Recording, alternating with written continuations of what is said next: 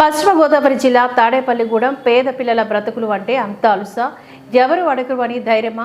కట్టి సగం కాలం కూడా కాలేదు, అప్పుడే పెచ్చులు ఊడి నీరు కారిపోతున్న దర్శనాలు ఇస్తున్నాయి భవనాలు. పశ్చిమ గోదావరి జిల్లా తాడేపల్లిగూడెం మండలం అరగొల్లు గ్రామంలోని అంబేద్కర్ గురుకుల పాఠశాల విద్యార్థులు వానకు తడిసి ఎండకు ఎండి చదువులు సాగిస్తూ వచ్చారు.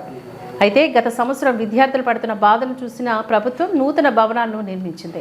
భవనాలు నిర్మించిన కాంట్రాక్టర్ కక్కుర్తిపడి నాసిరకమైన మెటీరియల్ వాడి భవనాలు కట్టి వేల కోట్ల రూపాయలు దోచేసుకున్న తీరు కట్టిన భవనాలను చూస్తూ ఉంటే తెలుస్తుంది.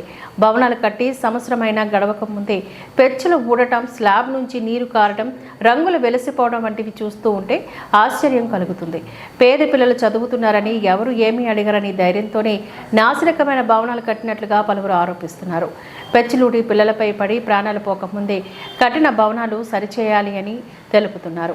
ఈ కాంట్రాక్టర్ పైన అధికారులు చర్యలు తీసుకొని భవనాలు పరీక్షించి తిరిగి భవనాలు కట్టాలని ప్రజా సంఘాలు కోరుతున్నాయి.